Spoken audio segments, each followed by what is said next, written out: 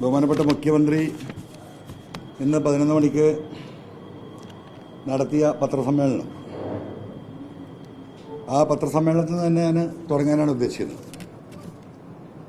CM ഏകദേശം 1.25 മണിക്കൂറോളം സംസാരിച്ച വിഷയമെന്ന് പറയുന്നത് വയനാട്ടിലുണ്ടായ ദുരന്തവും ആ ദുരന്തത്തിൻ്റെ അവസാന ഘട്ടത്തിൽ ഈ കഴിഞ്ഞ 3-4 ദിവസമായിട്ട് പത്രമാധ്യമങ്ങളിൽ വന്ന സർക്കാർ ചെലവഴിച്ചു എന്ന് പറയുന്ന, അല്ലെങ്കിൽ ചെലവാക്കാൻ പോയി എന്ന് പറയുന്ന, ഒരു ശവശരീരം കുഴിച്ചിടാൻ 75,000 രൂപയാണ് ചെലവ് എന്ന രീതിയിൽ ഈ സർക്കാരിനെതിരെ വളരെ മോശമായ രീതിയിൽ സർക്കാർ കൊടുത്ത ഒരു പ്രപ്പോസലിനെ നിങ്ങൾ ആഗ്രഹിക്കുന്ന രീതിയിൽ വളച്ചൊടിച്ച് സമൂഹത്തിൻ്റെ മുമ്പിൽ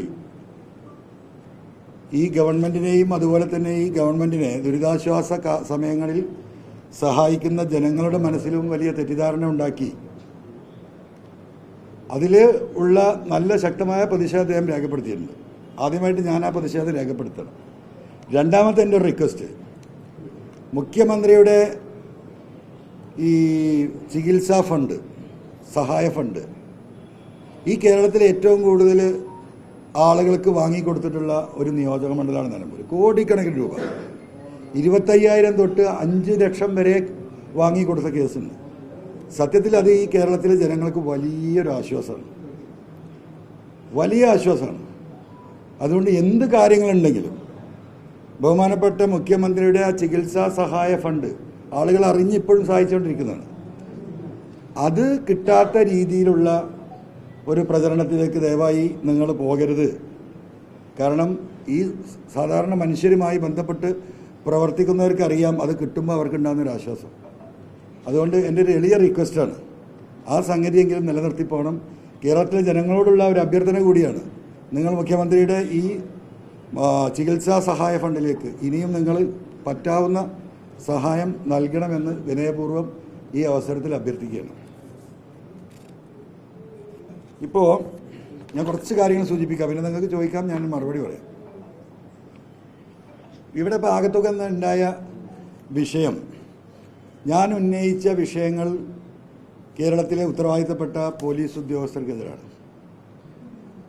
അത് കേരളത്തിലെ പോലീസ് ഉദ്യോഗസ്ഥരിൽ വളരെ ചെറിയൊരു ശതമാനമാണ് എന്ന് ഞാൻ ആവർത്തിച്ച് പറഞ്ഞിട്ടുണ്ട്. കേരളത്തിലെ പോലീസിൽ IPS ഉൾപ്പെടെയുള്ള ഒട്ടനവധി സത്യസന്ധരായ, രാജ്യത്തിന് തന്നെ മാതൃകയായി പ്രവർത്തിക്കുന്ന കഴിവും ശേഷിയുമുള്ള ഉദ്യോഗസ്ഥർ, സാമൂഹ്യ പ്രതിബദ്ധതയുള്ള ഉദ്യോഗസ്ഥർ, നല്ല രീതിയിൽ ഹൈ ഗ്രാവിറ്റിയിൽ ഒരു കേസ് അന്വേഷിച്ച് കണ്ടെത്താൻ ശേഷിയുള്ള നല്ല IQ ഉള്ള ഓഫീസേഴ്സ്, അത് IPS ഓഫീസർ തൊട്ട് താഴെ സാധാരണ ഒരു പോലീസുകാരൻ വരെ ഉള്ളൊരു സംസ്ഥാനമാണ്. 10ാം ക്ലാസ് പാസ്സാവാത്തൊരു പോലീസുകാർ നമ്മുടെ നാട്ടിലില്ല, എഴുത്തും അറിയാത്ത ഒരു പോലീസുകാർ നാട്ടിലില്ല. അപ്പം രാജ്യത്തിനാകെ മാതൃകയായിട്ടുള്ള പോലീസാണ് കേരളത്തിൽ, അതിലൊരു തർക്കവുമില്ല. പക്ഷേ മുഖ്യമന്ത്രി തന്നെ സൂചിപ്പിച്ച പുഴുക്കുത്തുകളെക്കുറിച്ചായിരുന്നു ഞാൻ പറഞ്ഞിരുന്നത്. ആ പുഴുക്കുത്തുകൾക്കെതിരെയുള്ള പോരാട്ടമാണ്.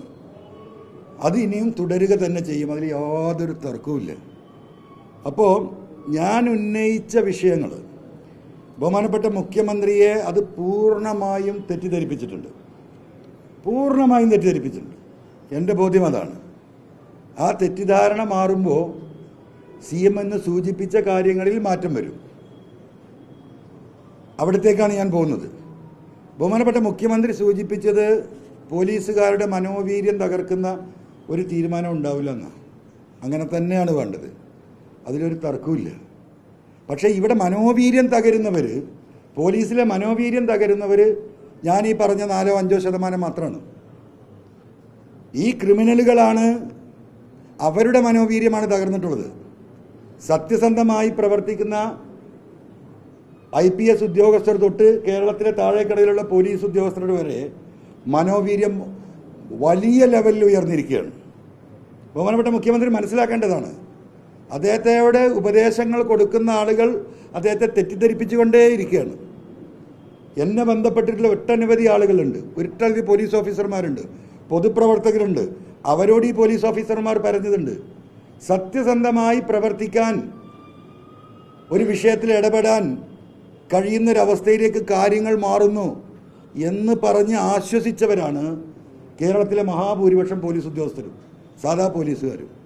അപ്പം ബഹുമാനപ്പെട്ട മുഖ്യമന്ത്രിയെ അത് ഈ പറയുന്ന വിഭാഗം ഈ സത്യങ്ങൾ മുഴുവൻ മറച്ചു വെച്ചുകൊണ്ട് പോലീസിനെതിരെ എന്ത് പറഞ്ഞാലും പോലീസിനെതിരെ എന്ത് നടപടിയെടുത്താലും അതൊരു മനോവീര്യം തകർക്കലാണ് എന്ന് തെറ്റിദ്ധരിപ്പിച്ചിട്ടുണ്ട് എന്നത് ഒരു വസ്തുതയാണ്. അതുകൊണ്ട് ബഹുമാനപ്പെട്ട CM ആ കാര്യം ഒന്നും കൂടി പുനഃപരിശോധിക്കണമെന്നാണ് എൻ്റെ എളിയ സ്നേഹത്തോടു കൂടിയുള്ള അഭ്യർത്ഥന. പിന്നെ രണ്ടാമതൊരു കാര്യം അദ്ദേഹം പറഞ്ഞിട്ടുള്ളത്,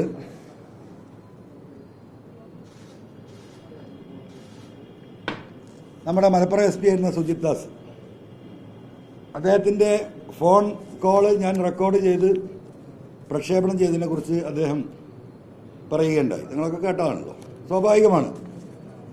CM പറഞ്ഞ കാര്യം ഞാൻ അഡ്മിറ്റ് ചെയ്യാണ്. ഞാൻ ഇന്നല്ല അത് അഡ്മിറ്റ് ചെയ്യുന്നത്.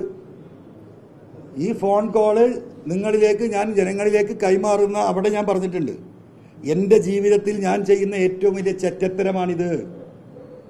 നിങ്ങളൊക്കെ കേട്ടതാണല്ലോ. മാഷ് കേട്ടിട്ടില്ലേ? തോമസ് കുട്ടി കേട്ടിട്ടുണ്ടോ? അപ്പം ഞാൻ തന്നെ പറഞ്ഞാണ് ഞാൻ ചെയ്യുന്ന ഏറ്റവും വലിയ ചെറ്റത്തരാണ്. ഇപ്പോഴല്ല, ഇത് പുറത്ത് വിട്ട് അന്ന് ഞാൻ പറഞ്ഞിട്ടുണ്ട്. പക്ഷേ അന്ന് ഞാൻ പറഞ്ഞു, എന്താ പറഞ്ഞത്? ഇത് പുറത്ത് വിടുകയല്ലാതെ എനിക്ക് രക്ഷയില്ല.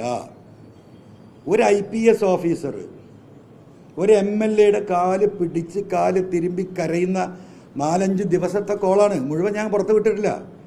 ബാക്കി കൂടി ഞാൻ പുറത്ത് വിട്ട അതിലേറെ വഷളാവും ഈ പോലീസ് ഉദ്യോഗസ്ഥർ. എന്തിനാ കാല് പിടിക്കുന്നത്? ഒരു 10,000 റുപ്യൻ്റെ ഒരു മരകഷ്ണം കട്ടുകൊണ്ടേ കേസാ. ഈ കോടികൾ മുഴുവൻ അടിച്ചു മാറ്റിയവൻ, ഈ സ്വർണ്ണക്കള്ളക്കടത്തുമായി ബന്ധപ്പെട്ട വിഷയങ്ങളിൽ കോടികൾ ഉണ്ടാക്കിയവൻ, രാവിലെ വാതിലൊന്ന് തുറന്നു നോക്കുമ്പോൾ കാണുന്ന നല്ല ഭംഗിയുള്ള ഒരു മരം, ഈ പറയുന്ന മഹാഗണി മരം മുറിച്ച് കൊണ്ടുപോയ 10,000 റുപ്യൻ്റെ കേസാണ്. എല്ലാ സൗകര്യങ്ങളുമുള്ള ഒരു കുടുംബനാഥന്, സമ്പത്തുണ്ട്, സൗകര്യങ്ങളുണ്ട്, നല്ല ഭാര്യയുണ്ട്, എല്ലാം ഉണ്ട്. ജനൽ തുറന്നിങ്ങനെ നോക്കുമ്പോൾ അപ്പുറത്തെ ഒരു പെൺകുട്ടിയെ പ്രണയിക്കാൻ തുടങ്ങിയാൽ, അവളെ കൈവശമാക്കിയാൽ എന്താ സ്ഥിതി? അതാണ്. ആ മരത്തിൻ്റെ ബ്രിട്ടീഷുകാരുടെ കാലത്തുള്ള മരം തോന്നുന്നുണ്ട്. ആ മരം, ആ കേസിൽ അദ്ദേഹം എന്നോട് പറയും, ഞാൻ ആവർത്തിച്ച് പറയുന്നുണ്ട്, നിങ്ങൾ മനസ്സിലായിട്ടുണ്ടാവും. ഞാൻ ചോദിക്കുന്നുണ്ട്, LSP ഇതൊരു അന്വേഷണം നടന്നോട്ടെ. അന്വേഷണം നടന്നിട്ട് നിങ്ങൾ ഈ പറയുന്നതൊക്കെ സത്യമാണെങ്കിൽ നിങ്ങൾക്കൊരു പ്രശ്നമില്ലല്ലോ, നിങ്ങൾ പരിപൂർണമായി കുറ്റവിമുക്തനാക്കപ്പെടുമല്ലോ. ഈ അങ്ങാടിയിൽ പാട്ടല്ലേ SP? ഇത് നിങ്ങൾക്കല്ലേ മോശം? ആരോപണം ആരെ വരെയും വരാം, മുഖ്യമന്ത്രിയുടെ വരെയും വരാം, മന്ത്രിമാരുടെ പേരിൽ വരും, പാർട്ടി നേതാക്കന്മാർ, എൻ്റെ പേരിൽ എത്രയോ വന്നിട്ടുണ്ട്. അത് ആരോപണം അന്വേഷിച്ച് തെളിഞ്ഞാൽ അത് അവസാനിച്ചല്ലോ. അതുകൊണ്ട് എന്താണ് SP അങ്ങനെ ഒരു അന്വേഷണം നടന്നോട്ടെ എന്ന് പറയുമ്പോൾ അദ്ദേഹം പിന്നെ കാല് പിടിക്കും. അല്ലേ അവസട്ടി? അങ്ങനെയല്ലേ? ഈ കാലുപിടുത്തം തുടർന്നു. ഈ കാലുപിടുത്തം തുടർന്നാൽ എന്താ നമുക്ക് മനസ്സിലാവുക? അദ്ദേഹം കള്ളനല്ലെങ്കിൽ, ഇത് ഇടപെട്ടിട്ടില്ലെങ്കിൽ, ഈ പറഞ്ഞ കാര്യം ശരിയല്ലെങ്കിൽ, ആയിക്കോട്ടെ MLA അന്വേഷിച്ചോട്ടെ, അന്വേഷിച്ച് സത്യം കണ്ടത്. അപ്പോൾ അങ്ങനെ ഒരു IPS ഓഫീസർ ഇങ്ങനെ കള്ളത്തരം ചെയ്യുമ്പോൾ, ഈ കൊള്ളക്കും കൊലക്കും കൂട്ടുനിൽക്കുന്ന ഒരു IPS ഓഫീസർ ആ ഫോൺ റെക്കോർഡ് പഠിച്ചോടെ എനിക്ക് തന്നല്ലേ? നിങ്ങൾ ആലോചിച്ച് നോക്കൂ. 4-5 ദിവസം ഞാൻ ചോദിക്കുന്നതിന് ഉത്തരം പറയുക. അദ്ദേഹത്തിന് മനസ്സിലായോ ഞാൻ ചോദിച്ചെടുക്കുകയാണെന്നുള്ളത്? ഏത് കുട്ടിക്കും മനസ്സിലാവും. അദ്ദേഹത്തിൻ്റെ കോമൺ സെൻസ് പോലും അടച്ചു ദൈവം. അദ്ദേഹത്തിൻ്റെ ചിന്താശേഷി പോലും അടച്ചു. ഒരു 5ാം ക്ലാസ് പഠിക്കുന്ന 5 വയസ്സിലെ ഒരു കുട്ടി പറയുന്നത് പോലെ ഞാൻ ചോദിക്കുന്ന ചോദ്യങ്ങൾക്ക് ഉത്തരം നൽകിക്കൊണ്ടേയിരുന്നു. എന്തായിരുന്നു മനസ്സിലാക്കേണ്ടത്? അപ്പം ആ ഒരു കാര്യം ഞാൻ പുറത്തു വിട്ടില്ലായിരുന്നെങ്കിൽ, ഞാൻ ചോദിക്കട്ടെ, ഞാൻ ഈ ഉന്നയിച്ച് വന്ന വിഷയങ്ങളിൽ അടിസ്ഥാനപരമായിട്ട് ഈ സമൂഹത്തെ എനിക്ക് കൃത്യമായി ബോധ്യപ്പെടുത്താൻ കഴിഞ്ഞ ഏക സംഗതി എന്താണ്? ഈ ഫോൺ റെക്കോർഡിംഗ് ആണ്. ആ ഫോൺ റെക്കോർഡിംഗ് ഇല്ലെങ്കിൽ ഇതൊന്ന് എവിടെ എത്തും? ഇതെല്ലാം ഉണ്ടായിട്ട്, ഈ തെളിവൊക്കെ ഉണ്ടായിട്ട് ഇത് തിരിഞ്ഞു വരുന്നുണ്ടോ നിങ്ങൾ? ഇത് തിരിഞ്ഞുകൊണ്ടേ ഇരിക്കുകയാണ്. തിരിയട്ടെ, നമുക്ക് നോക്കാം. അപ്പോൾ ബഹുമാനപ്പെട്ട മുഖ്യമന്ത്രിയോട് എനിക്ക് വളരെ സ്നേഹപൂർവ്വം ബഹുമാനപൂർവ്വം പറയാനുള്ളത്, ഞാനത് ചെയ്തത് തെറ്റാണ്. ബഹുമാനപ്പെട്ട മുഖ്യമന്ത്രി പറയുന്നതിന് മുമ്പ് ഞാനത് പറഞ്ഞിട്ടുണ്ട്. എൻ്റെ ജീവിതത്തിൽ ഞാൻ ചെയ്ത ഏറ്റവും വലിയ ചെറ്റത്തരമാണെന്ന് ഞാൻ പറഞ്ഞിട്ടുണ്ട്. ഇപ്പോഴും ഞാനത് വിശ്വസിക്കുകയാണ്. പക്ഷേ അത് ഞാൻ ഉപയോഗപ്പെടുത്തിയത് ഈ സമൂഹത്തിൻ്റെ നന്മക്കും ഈ പബ്ലിക്കിൻ്റെ എന്താ പറയുക ശ്രദ്ധയിലേക്ക് ഇങ്ങനെ കാര്യങ്ങൾ നടക്കുന്നു എന്ന് ഈ സമൂഹത്തെ സീരിയസ് ആയി ബോധ്യപ്പെടുത്താൻ വേണ്ടിയിട്ട് പറഞ്ഞിട്ടുള്ള കാര്യമാണ്.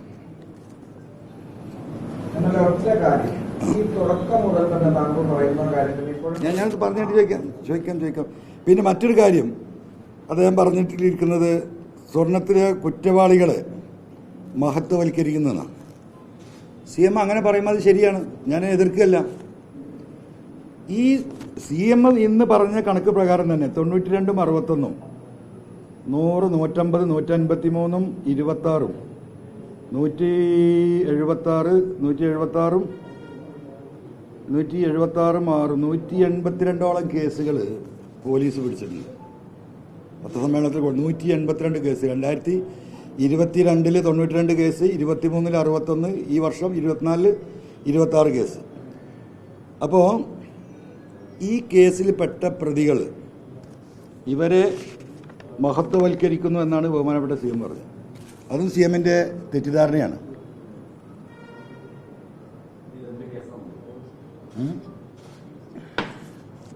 അപ്പോൾ എന്താ വെച്ച് സ്വർണ്ണക്കടത്ത് കേസ് ഇന്ന് CM പറഞ്ഞു. ആ സ്റ്റേറ്റ്മെൻറ്റ് കേട്ടാൽ നിങ്ങൾക്കറിയാം. അപ്പം ഇതിലെ ഏതോ ഒരു പത്രമാധ്യമം ഇതിൽ സ്വർണം കൊണ്ടുവന്ന ഒരു പ്രതി അദ്ദേഹം കൊടുക്കുന്ന സ്റ്റേറ്റ്മെൻറ്റാണ്. അദ്ദേഹം ഏകദേശം 1.5 കിലോളം സ്വർണം കൊണ്ടുവന്നു. കോടതിയിൽ കൊടുക്കുമ്പോൾ 950 ഗ്രാമാണ് ഉണ്ടായിരുന്നത്. ബാക്കി സ്വർണം നഷ്ടപ്പെട്ടിരിക്കുകയാണ് എന്നാണ് ആ പ്രതി പറഞ്ഞുകൊണ്ടിരിക്കുന്നത്. ആ കേസിൽ ബുക്ക് ചെയ്യപ്പെട്ട പ്രതി. അതിൽ CMനെ തെറ്റിദ്ധരിപ്പിച്ച മറ്റൊരു കാര്യമാണ് ഈ കേസ്. ഞാനീ പറയുന്ന സ്വർണ്ണക്കള്ളക്കടത്ത് ഇത് തെളിയിക്കാൻ എന്താ മാർഗമുള്ളത്? ഈ ഇൻവെസ്റ്റിഗേഷൻ ഏജൻസി ഈ പറയുന്ന ഈ 172ഓളം കേസ് ഈ സ്വർണം കൊണ്ടുവന്നവരെ വിളിച്ച് ഇൻവെസ്റ്റിഗേറ്റ് ചെയ്യണം. അവർ പിടിച്ച കേസാണല്ലോ. അവരെത്ര സ്വർണമാണ് കൊണ്ടുവന്നിരുന്നത്? എവിടെ, എയർപോർട്ടിൻ്റെ ഏത് ഭാഗത്ത് വെച്ചാണ് അവരെ പിടിച്ചത്? പിടിച്ചതിന് ശേഷം എങ്ങോട്ടാണ് അവരെ കൊണ്ടുപോയത്? കൊണ്ടുപോയിട്ട് എന്താണ് ഈ പോലീസ് അവരെ ചെയ്തത്? ഏത് തട്ടാൻ്റെ അടുത്തേക്കാണ് കൊണ്ടുപോയത്? എവിടെ നിന്നാണ് ഇത് ഉരുക്കിയത്? ഉരുക്കിയിട്ട് ബാക്കി എത്രയാണ് കിട്ടിയത്? പരിശോധിക്കണ്ടേ? പോലീസ് കൊടുത്തൊരു റിപ്പോർട്ടിനെ വിശ്വസിച്ചാണ് പാവം മുഖ്യമന്ത്രി ഇന്ന് പറഞ്ഞിട്ടുള്ളത്. ബഹുമാനപ്പെട്ട മുഖ്യമന്ത്രി ആ പറഞ്ഞ റിപ്പോർട്ടിനെ വിശ്വസിച്ചുകൊണ്ട് പറഞ്ഞിരിക്കുന്നത് ഈ സ്വർണം ഡ്രസ്സിലും മറ്റും തേച്ചു വന്നു. ആ സ്വർണം കത്തിച്ച് കളഞ്ഞപ്പോൾ എടുത്തത് 950 ഗ്രാമാണ് കിട്ടിയത് എന്ന് പോലീസ് റിപ്പോർട്ടിൽ കൊടുത്തിരിക്കുക. എന്തുമാത്രം അദ്ദേഹത്തെ തെറ്റിദ്ധരിപ്പിച്ചിട്ടുള്ളത്? കേരളത്തിലെ ജനം മനസ്സിലാക്കേണ്ടത് ബഹുമാനപ്പെട്ട മുഖ്യമന്ത്രി ഈ കാര്യത്തിൽ ഒന്നും കൂടി വിശദമായി വ്യക്തിപരമായി പഠിക്കണം. സ്വർണം പിടിച്ചാൽ എന്താ ചെയ്യേണ്ടത്? എവിടുന്നാണ് സ്വർണം പിടിക്കുന്നത്? ഈ എയർപോർട്ടിൻ്റെ ഫ്രണ്ടിലിട്ടിട്ടാണ്. എങ്ങനെ പോലീസ് പിടിക്കുന്നത്? പോലീസിനൊരു ഇൻഫർമേഷൻ വരുന്നു, ഇങ്ങനെ ഒരാൾ സ്വർണവുമായിട്ട് വരുന്നുണ്ട്. ഇന്ത്യയിലെ നിയമമനുസരിച്ച്, രാജ്യം അനുശാസിക്കുന്ന നിയമമനുസരിച്ച് immediately they should inform the airport customs and preventive. Immediately അങ്ങനെയാണ് നിയമം പറയുന്നത്. കാരണം ഇത് പിടിക്കേണ്ടതാരാ? പിടിക്കേണ്ടത് കസ്റ്റംസാണ്. ഉടനടി അവർക്ക് വിവരം കൊടുക്കണം. ഒരു കേസിലും വിവരം കൊടുത്തിട്ടില്ല. ഇൻവെസ്റ്റിഗേഷൻ ഏജൻസിയെ പരിശോധിക്കട്ടെ, എന്തുകൊണ്ടാണ് കൊടുക്കാതിരുന്നത്? ആ ഇൻഫർമേഷൻ കൊടുത്താൽ ആ ഇൻഫർമേഷൻ കൊടുക്കുന്ന വ്യക്തിക്ക് 20% റിവാർഡാണ്. ഞങ്ങൾ പത്രക്കാർക്ക് തരാം. കസ്റ്റംസിൻ്റെ റിവാർഡ് സ്കീം ശരിക്കും നോക്കിക്കോ. Four informers. ഇത് 2018 36/2018 സെൻട്രൽ ഗവൺമെൻറ് ഇറക്കിയ സർക്കുലറാണ്. 20% ഇൻഫോമർക്ക് കിട്ടും. അത് ഈ പോലീസിൻ്റെ സഹായത്തോടു കൂടി പുറത്തുനിന്നാണ് പിടിക്കുന്നതെങ്കിൽ അവർക്കും അതിൻ്റെ ഷെയർ ഉണ്ട്. ഇന്ന് വരെ ഈ 170 കേസ് കിടിച്ചിട്ട് ഈ റിവാർഡ് വേണ്ട സുജിത് ദാസിനും ടീമിനും. കോടികൾ കിട്ടും അവർക്ക്. എന്താ ചെയ്തത്? അവിടുന്ന് നേരെ ഈ പറഞ്ഞതുപോലെ പുറത്തേക്ക് കടത്തിക്കൊണ്ട് ഞാൻ വിശദീകരിക്കണ്ടല്ലോ. ഒന്നും വേണ്ട. CM ആ കൊണ്ടോട്ടിയിലെ തട്ടാൻ്റെ കാര്യം അന്വേഷിച്ചാൽ മതിയായിരുന്നു. ഉണ്ണി വേണു എന്താണ്? ആ തട്ടാൻ്റെ കാര്യം മാത്രം അന്വേഷിച്ചാൽ മതി.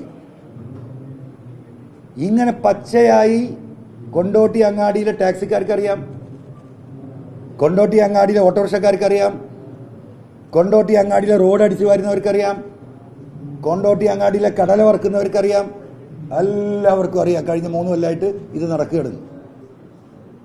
കരിയറായി വന്നിട്ടുള്ള പല പാസഞ്ചറിനെയും അതിമൃഗീയമായി ഇവർ മർദ്ദിച്ചിട്ടുണ്ട്. അവർ പറയുന്നത് പോലെ സ്റ്റേറ്റ്മെന്റ് പുറത്ത് പറഞ്ഞിട്ടില്ലെങ്കിൽ ഡാൻസ് ഓഫ് ടീം ഇവരെ ഈ പറയുന്ന മയക്കുമരുന്ന് കേസിൽ ഉൾപ്പെടുത്തി പുറം ലോകം നിങ്ങൾ കാണൂലെന്ന് ഈ കണ്ടു കാണപ്പെട്ട കൊണ്ടുവന്ന എല്ലാവരോടും പറഞ്ഞിട്ടുണ്ട്. ഇവരെ പിടിച്ച് അന്വേഷിക്കണ്ടേ? ഇപ്പോഴും അന്വേഷണം അങ്ങോട്ട് എത്തിയിട്ടില്ല. ഞാൻ തെളിവ് കൊടുക്കാൻ വേണ്ടിയിട്ട് ഒരുപാട് പരിശ്രമങ്ങൾ നടത്തിക്കൊണ്ടിരിക്കുകയാണ്. കുറച്ച് ആളുകളൊക്കെ ചെറുതായിട്ട് തയ്യാറായി വന്നിരുന്നു. പക്ഷേ ഇപ്പം എന്താണ്, ഇതുവരെ ഈ ADGPയെ മാറ്റാത്തതുകൊണ്ട് പലരും ഭയപ്പെട്ട് മാറി നിൽക്കുകയാണ്. അവരാരും വരുന്നില്ല. ഞാൻ ഈ കൊണ്ടുവന്ന കാരിയസിനോട് പറഞ്ഞു, നിങ്ങൾക്കൊന്നും വരില്ല, നിങ്ങൾ സ്വകാര്യമായിട്ട് IG-ക്ക് DGPക്കോ മൊഴി കൊടുത്താൽ മതി. അപ്പോൾ അവർ പറഞ്ഞു, അന്വറാക്ക നിങ്ങൾ ഇപ്പോൾ പറയുന്നതൊക്കെ ശരിയായിരിക്കും, ഇത് കഴിഞ്ഞാൽ ഇവരൊക്കെ ഒന്നായിരിക്കും, ഞങ്ങൾ വീണ്ടും കുടുങ്ങും. അപ്പോൾ ഞാൻ 1-2 ആളോട് ഞാൻ പറഞ്ഞു, നിങ്ങൾക്ക് ഏതായാലും നിങ്ങളെ ഏർപ്പാട് ഇതാണ്, സ്വർണം കൊണ്ടുവരിക, കടത്തുക, പിന്നെയും പോവുക, ജാമ്യത്തിൽ ഇറങ്ങിയ ഇതാണ്. അപ്പോൾ ഈ പോലീസിൻ്റെ ശല്യമെങ്കിലും നിങ്ങൾക്ക് ഒഴിവായി കിട്ടുമല്ലോ, അതെങ്കിലും മനസ്സിലാക്കിയിട്ട് നിങ്ങൾ ആദ്യം സത്യം പറ എന്ന് വരെ ഞാൻ പറയേണ്ടി വന്നു. എനിക്ക് മനസ്സിലാക്കണം നിങ്ങൾ. എന്നിട്ട് പോലും അവർ തയ്യാറായി വന്നിട്ടില്ല. വരാത്തതിൻ്റെ കാരണം എന്താ? ഈ പറഞ്ഞ വിഷയങ്ങളാണ്. ഇനി മറ്റൊരു കാര്യം, ഇത് അന്വേഷിക്കുന്ന CM-ന്റെ ഓഫീസ് ശ്രദ്ധിക്കേണ്ട കാര്യം, എങ്ങനെയാണ് പോലീസ് സ്വർണം കസ്റ്റഡിയിലെടുക്കുന്നത്? എന്ത് നിയമവ്യവസ്ഥയുടെ അടിസ്ഥാനത്തിലാണ് ഇവർ കസ്റ്റഡിയിലെടുക്കുന്നത്? 102 CRPC. എന്താണ് 102 CRPC? ഏത് മലയാളത്തിലും കടിച്ചു നോക്കിയാൽ കാണാം. ഒരു അങ്ങാടിയിൽ ഒരാളെ കണ്ടു, ഓനെ വെറുതെ എന്താ ഇവിടെ നിൽക്കുന്നത്, എന്താ കാര്യം ചോദിക്കും, ഓനെ തപ്പിപ്പിടുത്തം വന്നു. കയ്യിൽ ബാഗ് പരിശോധിച്ച് നോക്കുമ്പോൾ എന്തെങ്കിലും ഒരു മൊബൈൽ ഫോണോ അല്ലെങ്കിൽ ഒരു വാച്ചോ അല്ലെങ്കിൽ വില കൂടി എന്തെങ്കിലും കണ്ടു. പോലീസിന് സംശയാസ്പദമായി തോന്നുമ്പം കളവ് മുതലെന്ന ധാരണയിൽ പോലീസിന് ആ വ്യക്തിയെയും ആ മുതലും കസ്റ്റഡിയിൽ എടുക്കാൻ വേണ്ടിയിട്ട് എടുക്കുന്നതാണ് 102 CRPC. ഈ കേസ് മുഴുവൻ എടുത്തത് 102 CRPC-യിലാണ്. ഇതെങ്ങനെയാണ് അവർ സംശയിക്കുന്നത് കളവ് മുതലാണെന്ന്? ഇത് ആ പാസഞ്ചർ കയ്യിൽ വന്ന പാസ്പോർട്ട് ഉണ്ട്, ടിക്കറ്റ് ഉണ്ട്, അല്ല വിദേശത്ത് വന്നാണ്. അയാളിത് കളവായി കൊണ്ടുവന്നല്ല, അയാൾ ടാക്സ് വെട്ടിച്ച് കടത്തിയതാണ്. സ്വർണ്ണം അങ്ങോട്ട് കൊണ്ടുവരുന്നതിന് യാതൊരു നിയമ തടസ്സമില്ലല്ലോ. മയക്കുമരുന്ന് വില ബാൻ ചെയ്യപ്പെട്ട സാധനമല്ല സ്വർണം. ആർക്ക് വേണമെങ്കിലും സ്വർണം കൊണ്ടുവരാം. കേന്ദ്ര ഗവൺമെൻറ് നിശ്ചയിക്കുന്ന ടാക്സ് അടക്കണം. ആ ടാക്സാണ് ഇവർ വെട്ടിക്കുന്നത്. അപ്പോൾ ഒരിക്കലും ഇത് കളവ് മുതലല്ല, കോടതിയിൽ നിൽക്കില്ല. എന്നാൽ പിന്നെ പുറത്തെത്തിയാൽ എന്താ ചെയ്യേണ്ടത്? അവർ ഇമ്മീഡിയറ്റ് ആയിട്ട് കസ്റ്റംസിനെ അറിയിച്ചില്ല. എന്നാൽ പിന്നെ എന്ത് ചെയ്യണം? ഈ സാധനം ഈ പ്രതിയെ നേരെ അവിടെ കൊണ്ട് ഏൽപ്പിക്കണം. ബഹുമാനപ്പെട്ട മുഖ്യമന്ത്രിയെ പറഞ്ഞ് തെറ്റിദ്ധരിപ്പിച്ചതുപോലെ ഇവർ ഈ പ്രതിയെയും കൂട്ടിപ്പോയി ഓൻ്റെ ട്രൗസറും ഷെഡി അഴിച്ച് അത് ഉരുക്കി എടുക്കേണ്ട കാര്യമൊന്നുമില്ല. ഈ ട്രൗസറും ഷെഡി ആളെയും കൂട്ടിയിട്ട് നേരെ കസ്റ്റംസ് കൊണ്ടുപോയി വെച്ചാൽ മതി. അവർ ചെയ്യേണ്ട പണിയാണ്, അതിനവർക്ക് സംവിധാനമുണ്ട്. എന്തിനാണ് പണി ഈ പോലീസ് ചെയ്യുന്നത്? പോലീസിന് എന്ത് ഉത്തരവാദിത്തം ഇതിൽ? അവിടെയാണ് ഇതിൻ്റെ കള്ളത്തരം. അവിടെയാണ് കള്ളത്തരം. ഡയറക്റ്റ് ഇൻഫോം ചെയ്ത് അതിൻ്റെ റിവാർഡ് വാങ്ങുന്നതിന് പകരം ഇവരെ കൂട്ടിക്കൊണ്ടുപോയി ഇവിടെ കേന്ദ്രങ്ങൾ കൊണ്ടുപോയി അടിച്ച് കുത്തി നശിപ്പിച്ച് ഇവർക്ക് ആവശ്യമായ സ്വർണ്ണം എടുത്ത് അത് കഴിഞ്ഞ് കോടതിയിൽ കൊണ്ട് ഹാജരാക്കുകയാണ്. ഒരൊറ്റ കേസ് നിൽക്കില്ല എന്നാണ് വക്കീൽമാർ പറഞ്ഞത്. കാരണം എന്താ അറിയോ? ഇവർ കൊടുക്കുന്ന സ്റ്റേറ്റ്മെൻറ്റ്, നമ്മൾ സാധാരണ കള്ളന്മാരെ പിടിച്ചാൽ പോലീസ് 161 സ്റ്റേറ്റ്മെൻറ്റാണ് എടുക്കുക. ആ കടലാസിൻ്റെ വിലയുള്ളൂ ഇന്ത്യയിലെ നിയമത്തിനത്. കാരണം നമ്മളതിൽ ഒപ്പിടിക്കുന്നില്ല. അവരിങ്ങനെ പറഞ്ഞു കൊടുക്കും, പോലീസുകാർ പറയും ആ മൊഴി അവനങ്ങ് എഴുതും, ഇത് എൻ്റെ സ്വന്തം മൊഴി അവിടെ വെക്കും. കോടതിയിൽ പുല്ല് വിലയില്ല. അതുകൊണ്ടാണ് 164 സ്റ്റേറ്റ്മെൻറ്റ് എടുക്കുന്നത്. എന്തിന്? കോടതിയിൽ പോയിട്ട് മജിസ്ട്രേറ്റിൻ്റെ അടുത്ത്, അത് വാലിഡാണ്. പക്ഷേ കസ്റ്റംസ് ആക്ടിൽ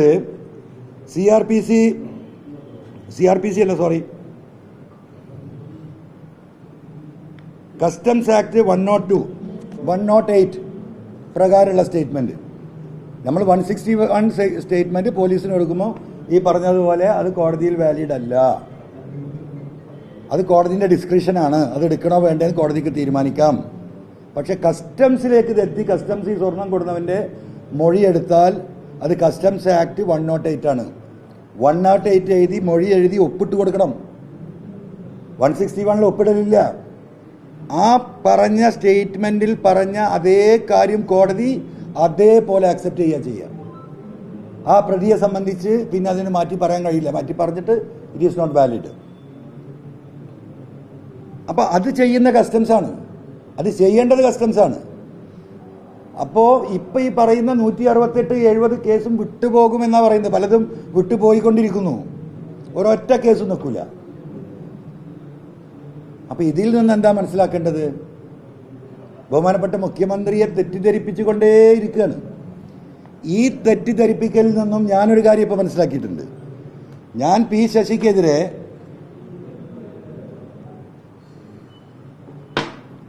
രാഷ്ട്രീയ ആരോപണങ്ങൾ മാത്രം അതുവരെ ഉന്നയിച്ചത്. ഇപ്പം ഞാൻ മനസ്സിലാക്കുന്നു, ഈ കള്ളക്കടത്ത് സംഘത്തിൽ നിന്ന് ഒരു പങ്ക് പോലും ശശി പറ്റുന്നുണ്ടോ എന്ന് പരിശോധിക്കണം. കാരണം ഇങ്ങനെയുണ്ടോ ഒരു ബഹുമാനപ്പെട്ട മുഖ്യമന്ത്രിയെ തെറ്റിദ്ധരിപ്പിക്കൽ? എന്തുദ്ദേശത്തിലാണ് ഈ തെറ്റിദ്ധരിപ്പിക്കൽ?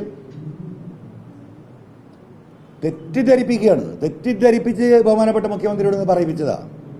എന്താണ് ആ റിപ്പോർട്ട്? അദ്ദേഹം പറയുന്നുണ്ട് എനിക്ക് കിട്ടിയ റിപ്പോർട്ട്.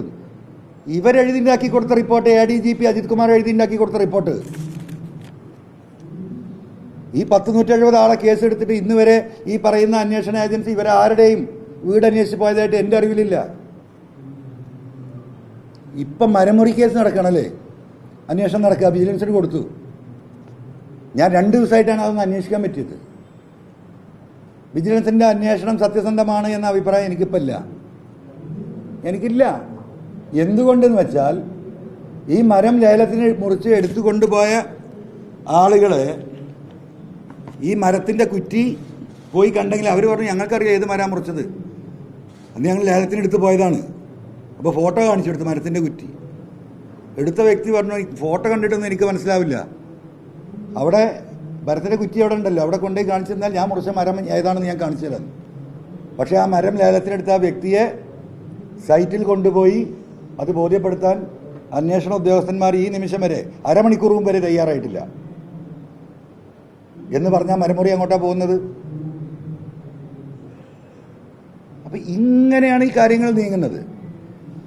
അതുകൊണ്ട് ബഹുമാനപ്പെട്ട മുഖ്യമന്ത്രി അത് തെറ്റിദ്ധരിപ്പിച്ചുകൊണ്ടേയിരിക്കുന്നു.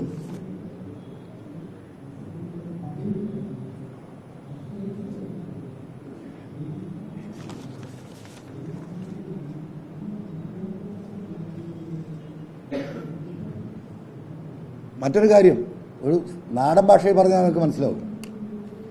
പോലീസിന് ഇത് പിടിക്കാനുള്ള അധികാരം, എന്തും പിടിക്കാനുള്ള അധികാരമുണ്ട്. റോഡ് സൈഡിൽ എന്ത് കണ്ടാലും എവിടെയും പിടിക്കുക. മണ്ണ് പിടിക്കണില്ലേ? പോലീസിന് അധികാരം എന്താ? മണ്ണ് പിടിച്ചാൽ നേരെ ജിയോളജിക്ക് കൈമാറണം. അത് ജിയോളജിയാണ്. പിടിക്കാനുള്ള അധികാരമുണ്ട്. പിടിച്ചാൽ ആ പ്രതിയെയും തൊണ്ടി മുതൽ ഉൾപ്പെടെ ജിയോളജി ഡിപ്പാർട്ട്മെൻറ്റിന് കൈമാറി ജിയോളജി അതിന് ഫൈൻ അടിച്ച് റിലീസ് ചെയ്യുക, കോൺഫിസ്കേറ്റ് ചെയ്യുക ചെയ്യും. അല്ലേ? അല്ല തോമസ് കുട്ടി, അങ്ങനെ ആണോ? അപ്പം അത് പോലീസിൻ്റെ പണിയാണോ? പോലീസിന് പിടിച്ചു കൊടുക്കാം. ഫോറസ്റ്റിൽ നിന്ന് മരം മുറിച്ച് പോവാ കള്ളന്മാർ. പാതിരാത്രിയിലെ പോലീസ് പട്രോളിൽ ഒരു ലോറി മരം കണ്ടു, പോലീസിന് സംശയം തോന്നി തടഞ്ഞു നിർത്തി. നോക്കുമ്പോൾ ഫോറസ്റ്റിന് മുറിച്ചുമായ മരമാണെന്ന് ബോധ്യപ്പെട്ടു. എന്താ ചെയ്യേണ്ടത്? ഉടനെ എന്ത് ചെയ്യണം? ഫോറസ്റ്റ് ഡിപ്പാർട്ട്മെൻറ്റ് ഇൻഫോം ചെയ്യണം. ഇവിടുന്ന് റേഞ്ചർ ഉൾപ്പെടെ ഉദ്യോഗസ്ഥന്മാർ വരണം, വണ്ടി കണ്ടെടുക്കും. പോലീസിൻ്റെ ആ GD എൻട്രി കഴിഞ്ഞാൽ ഓൾ ട്രാൻസ്ഫർ ചെയ്തു. ഇപ്പം ഡ്രഗ്സ്, ഏത് ഡ്രഗ്സ്? നമ്മൾ കഴിക്കുന്ന മരുന്ന്, പല ജാതി ഡ്യൂപ്ലിക്കേറ്റ് മരുന്നുകളും ഇവിടെ വന്നുകൊണ്ടിരിക്കുന്നുണ്ട്. ഇത് പോലീസ് ചിലപ്പോൾ പിടിക്കുന്നുണ്ട്. ഇൻഫർമേഷൻ കിട്ടിയിട്ട് ഉമകത്ത് കിട്ടും, ഇന്ന സ്റ്റോറിൽ ഇന്ന സ്ഥലത്ത് ഇവിടെ ഇങ്ങനെ ഈ പറയുന്ന ഡ്യൂപ്ലിക്കേറ്റ് ആയിട്ടുള്ള മരുന്ന് സൂക്ഷിച്ചിട്ടുണ്ട്. പോലീസിന് പോകാം, ഈ സാധനം കസ്റ്റഡിയിൽ എടുക്കാം. എന്താ ഈ എടുത്താൽ നേരെ ജില്ലാ ഡ്രഗ്സ് കൺട്രോളിന് കൈമാറും. അതാണ് നിയമം അനുശാസിക്കുന്നത്. അതുപോലെ തന്നെയാണ് ഇനിയിപ്പോൾ വഴിയിൽ നിന്ന് എവിടെന്നെങ്കിലും സ്വർണം കണ്ടെടുത്തപ്പോൾ അത് കട്ടുരുക്കി കൊണ്ടുവരാമെന്ന് പോലീസിന് വിചാരിച്ചാൽ ആ രീതിയിൽ ഇൻവെസ്റ്റിഗേറ്റ് ചെയ്യാം. അത് ഈ ഗണത്തിൽ ഉൾപ്പെടുത്താം. ഇത് എയർപോർട്ടിൻ്റെ മുറ്റത്ത് ഈ വരുന്ന പാസഞ്ചറെ പോക്കറ്റിൽ ഈ പറയുന്ന പാസ്പോർട്ടും ടിക്കറ്റും ഒക്കെ ഉണ്ട്. ഇപ്പോൾ അവിടുന്ന് വരികയെന്നറിയും. അപ്പോൾ എവിടുന്നും കളം നടത്തി വരില്ല. ഇവൻ കസ്റ്റംസിനെ വെട്ടിച്ച്, നികുതി വെട്ടിച്ച് വരിക എന്നുള്ള പരിപൂർണ ബോധ്യം ഉണ്ടാകുമ്പോൾ അവരെന്താ ചെയ്യേണ്ടത്? നേരെ പിടിച്ച് ഈ നിയമം അനുശാസിക്കുന്ന രീതിയിൽ അവിടെയാണ് ഈ സംശയങ്ങൾ മുഴുവൻ നിൽക്കുന്നത്. പിന്നെ ഇനി നിങ്ങൾ ചോദിച്ചാൽ ഞാൻ പറയാം. ഇത്രയും കാര്യങ്ങളാണ് ഇപ്പം ആമുഖമായിട്ട് പറയാനുള്ളത്.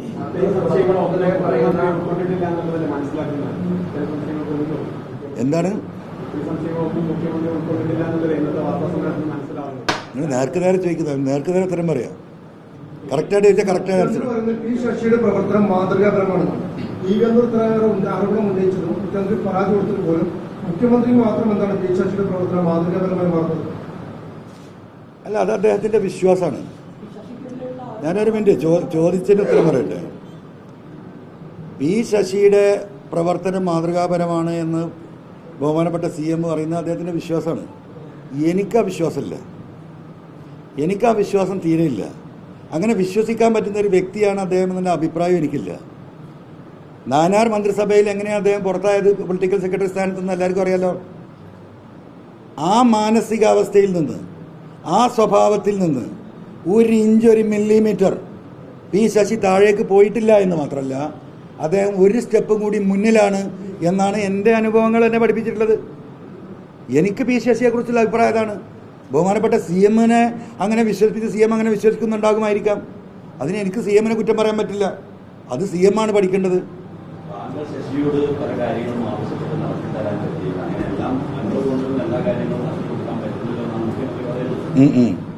അല്ലാതെ വാസ്തവമാണ്. ഞാൻ പറയുന്ന ഒക്കെ പങ്കു ചെയ്തു തരാൻ പറ്റുമോ? ഞാൻ എൻ്റെ വീട്ടിലെ ഒരു അട്ടിക്കാരിയായിട്ടല്ലേ പി ശശിൻ്റെ അടുത്തേക്ക് പോകുന്നത്, അല്ലേ? ഞാൻ പി ശശിയോട് പറഞ്ഞിട്ടുള്ള കാര്യങ്ങൾ മുഴുവൻ ഈ നാടിൻ്റെ രാഷ്ട്രീയവുമായി ബന്ധപ്പെട്ട, സാമൂഹികവുമായി ബന്ധപ്പെട്ട, പോലീസുമായി ബന്ധപ്പെട്ട വിഷയങ്ങളാണ്. അതെല്ലാം ശശി ചെയ്തു തരണമെന്ന് ഞാനങ്ങനെ മണ്ടനൊന്നുമല്ല. അല്ല, മുഖ്യമന്ത്രിക്ക് മനസ്സിലാവുന്നുണ്ടോ ഇല്ലെന്ന് എനിക്കറിയില്ല. ഞാൻ അദ്ദേഹത്തിൻ്റെ അടുത്തേക്ക് പോയിട്ടില്ല. കഴിഞ്ഞ 8 മാസമായിട്ട് ഞാൻ പോവാറില്ല. ഞാൻ അദ്ദേഹവുമായി പരിപൂർണമായും തെറ്റുന്ന എപ്പോഴാണ്? ഈ രാജ്യദ്രോഹി, സാമൂഹ്യദ്രോഹിയായ ഈ സാജൻ സ്കറിയയുടെ കേസിൻ്റെ പിന്നിലാണ്. ഇതുപോലെയുള്ള ഒരു രാജ്യദ്രോഹിയെ, സാമൂഹ്യ ദ്രോഹിയെ, മതവിദ്വേഷിയെ, ഇവിടെ എന്താ പറയുക, സമൂഹത്തെ തമ്മിലടിപ്പിക്കുന്നവനെ, അവൻ്റെ അടുത്തുനിന്ന് പണം കൈക്കൂലി വാങ്ങി രാജ്യത്തെ പോലീസ് സംവിധാനത്തിൻ്റെ വയർലെസ് സന്ദേശമാർത്തിയ ചോർത്തിയ കേസിൽ അവന് ജാമ്യം കിട്ടാനുള്ള സാഹചര്യം ഒരുക്കി കൊടുത്തതിൻ്റെ പിന്നിൽ ഈ ADGP അജിത് കുമാറും പി ശശിയുമാണ് എന്ന കാര്യത്തിൽ എനിക്ക് അന്നും തർക്കമില്ല, ഇന്നും തർക്കമില്ല. വേറൊരു കാര്യം കൂടി, ഈ ചങ്ങാതിക്ക് ജാമ്യം കിട്ടിയപ്പോൾ സുപ്രീം കോടതി അടക്കം പറഞ്ഞിട്ടുണ്ട്, സമാനമായ കേസുകളിൽ ഇനി ഉൾപ്പെടരുത്, ഈ തന്ന ജാമ്യം ക്യാൻസലാവും. എത്ര കേസിലെ ശേഷം ഉൾപ്പെട്ടു? കോടതിക്ക് റിപ്പോർട്ട് കൊടുത്തു ഈ പോലീസ്? എന്തായിരുന്നു പി ശശിക്ക് പണി? എന്താണ് പി ശശിക്ക് പണി? റിപ്പോർട്ട് കൊടുത്തിട്ടില്ലല്ലോ, ഇതുവരെ കൊടുത്തിട്ടില്ല. ഈ പറയുന്ന വയർലെസ് ചോർത്തിയ കേസിൽ ഇപ്പോഴും അതിന് കുറ്റപത്രം കൊടുത്തിട്ടില്ല. കുറ്റപത്രത്തിൽ അവൻ ചെയ്ത കുറ്റത്തിനനുസൃതമായ വകുപ്പുകൾ ചേർത്തിട്ടില്ല. ഇതൊക്കെ ആർക്ക് വേണ്ടിയാണ് പിടിച്ചു വെക്കുന്നത്? സുപ്രീം കോടതിയാണ് പറഞ്ഞത് സമാനമായ ഒരു കേസിലും ഇടപെട്ടു കൊടുക്കുന്നു. അപ്പം അതങ്ങനെ ഇരുന്ന് തെറി പറഞ്ഞുകൊണ്ടേയിരിക്കല്ലേ, വല്ലതും ബാക്കിയുണ്ടോ? എന്താ പോലീസിന് ചെയ്യാൻ പറ്റുന്നത്? എന്താ പി ശശി അറിയാത്തത്? അവിടെയാണ് ഞാൻ ഉടക്കുന്നത്. അവിടെയാണ് ഞാൻ പി ശശിയായിട്ട് ഉടക്കുന്നത്. ഞാൻ എൻ്റെ വീട്ടിലെ കാര്യത്തിനല്ല പോയത്, ഈ നാടിൻ്റെ പൊതുവായ വിഷയത്തിന് വേണ്ടിയിട്ടാണ് പോയത്. പാർട്ടിയുമായി സംസാരിച്ചിട്ടാണ് പോയത്. ബഹുമാനപ്പെട്ട മുഖ്യമന്ത്രിയോട് ഈ കാര്യങ്ങൾ ബോധ്യപ്പെടുത്തിയിട്ടാണ് പോയത്. ഈ പറയുന്നവൻ്റെ വീഡിയോസ് ഞാൻ കാണിച്ചു കൊടുത്താണ്. ഈ രീതിയിലാണ് സാമൂഹ്യ വിരുദ്ധത പ്രചരിപ്പിക്കുന്നത്, മതവിദ്വേഷം പ്രചരിപ്പിക്കുന്നത്. CMA ഈ കോലത്തിൽ പോയിട്ടുണ്ടെങ്കിൽ നാട് കേരളം കുട്ടിച്ചോറാകും. ഇതൊക്കെ പറഞ്ഞിട്ടാണ് ചെയ്തത്. എന്നിട്ട് ഒരു ഘട്ടത്തിൽ ഒന്നങ്ങനെ എന്താ പറയുക, ഒന്നെന്നെ തള്ളിത്തന്നു. ഈ 66F ഇൻഫർമേഷൻ ടെക്നോളജി ആക്ട് വന്നു. അവൻ ഈ പറയുന്ന ദേശദ്രോഹ കുറ്റത്തിൽ ഉള്ളിൽ പോകുന്നെത്തുന്നതോട് കൂടിയിട്ട് ചിത്രം അങ്ങോട്ട് മാറുക. അജിത് കുമാറിൻ്റെ സ്വഭാവം മാറി. ഈ ചങ്ങാതി ഒളിച്ചിരിക്കുന്ന സ്ഥലങ്ങൾ പൂനെയിൽ ഞാൻ കാണിച്ചു കൊടുത്തു. അവിടെ പോലീസ് എത്തുമ്പോൾ ഒറ്റുകൊടുത്തു. അത് കഴിഞ്ഞൊരാഴ്ച കഴിഞ്ഞ് ഡൽഹിയിലുണ്ട്, അവൻ അറിഞ്ഞു. അതിൻ്റെ കൃത്യമായ വിവരങ്ങൾ കൊടുത്തു. അവിടെ പോലീസ് പോയത് പോലുമില്ല. എൻ്റെ ആളുകൾ അവിടെ കാവലിരിക്കുന്നുണ്ട്, ഇവൻ വരുന്നുണ്ടോ നോക്കാൻ, പോലീസ് വരുന്നുണ്ടോ നോക്കാൻ. ആ വഴിക്ക് പോയില്ല. അന്നാണ് ഞാൻ ഉറപ്പിക്കുന്നത് ഇവർ കൂടി ചതിക്കുകയാണെന്നുള്ളത്. അന്ന് തുടങ്ങിയ അന്വേഷണം. ഇതുപോലെ ഒരു സാമൂഹ്യ വിരുദ്ധനെ ഇങ്ങനെ ഇവർ സഹായിക്കുന്നുണ്ടെങ്കിൽ ഇവരെത്രമാത്രം സാമൂഹിക വിരുദ്ധരായിരിക്കണം എന്ന എൻ്റെ തോന്നൽ. ഞാൻ പിന്നാലെ പോയി. അതാണ് ഇപ്പോൾ ഇവിടെ ഇങ്ങനെ ഇരിക്കേണ്ടി വന്നത്.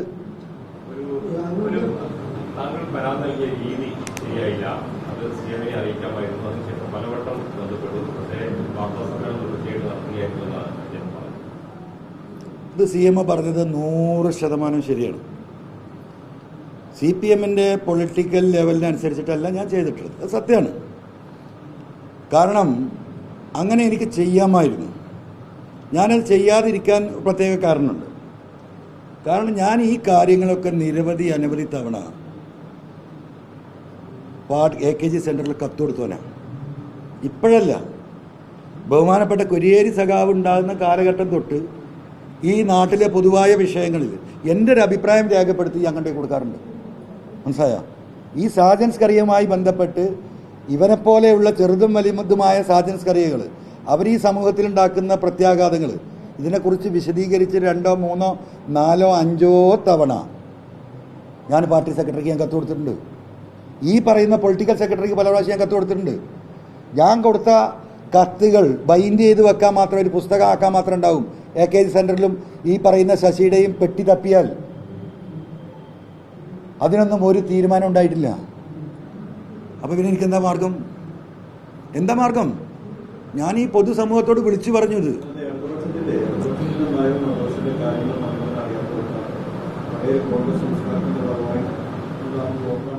ശരിയാണെന്ന്, ഞാൻ പഴയ കോൺഗ്രസ്സുകാരനല്ലേ, എന്താ തർക്കം? ഞാൻ പഴയ കോൺഗ്രസ് ആണല്ലോ.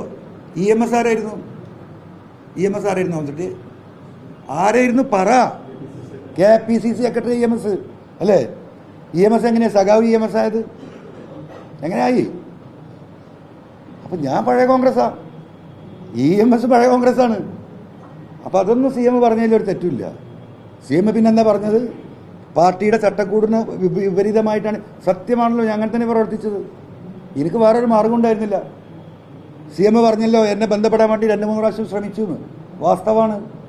ഞാൻ CM കൊടുത്ത കത്ത് മഹേഷിന് തന്നിട്ടുണ്ടല്ലോ, നിങ്ങൾക്ക് എല്ലാവർക്കും തന്നല്ലോ ഒന്ന്. കാരണം ശശിയെക്കുറിച്ച് അതിൽ പരാമർശിച്ചിട്ടില്ല എന്ന് ബഹുമാനപ്പെട്ട പാർട്ടി സെക്രട്ടറി പറഞ്ഞപ്പോൾ നിങ്ങൾക്ക് തോന്നി സെക്രട്ടറി കളവ് പറയാണെന്ന്. അപ്പോൾ ഞാൻ പറഞ്ഞു അല്ല, ഞാൻ ശശിയെക്കുറിച്ച് അതിൽ പറഞ്ഞിട്ടില്ല. ഞാനിതാ ഈ കത്ത് നിങ്ങൾ നോക്കുന്നതുകൊണ്ടാണ് ആ പത്രസമ്മേളനത്തിൽ CM-ൽ ആ കത്ത് ഞാൻ പുറത്തുവിട്ടല്ലേ. അതുവരെ തന്നിട്ടില്ലല്ലോ. അല്ലല്ലോ, ഒരു മിനിറ്റ്, തരാതിരിക്കാൻ കാരണം എന്താ? അതങ്ങനെ സ്വകാര്യമായി പോട്ടെ എന്ന് ഉദ്ദേശിച്ച്. പക്ഷേ അത് പാർട്ടി സെക്രട്ടറിയെക്കുറിച്ച് ഞാൻ പറഞ്ഞിട്ടില്ല എന്ന് പാർട്ടി സെക്രട്ടറി പറഞ്ഞപ്പോൾ, അല്ല ശശിയെക്കുറിച്ച് പറഞ്ഞിട്ടില്ല എന്ന് പാർട്ടി സെക്രട്ടറി പറഞ്ഞപ്പോൾ നിങ്ങൾ സംശയമായി അങ്ങനെ വാർത്ത വന്നു.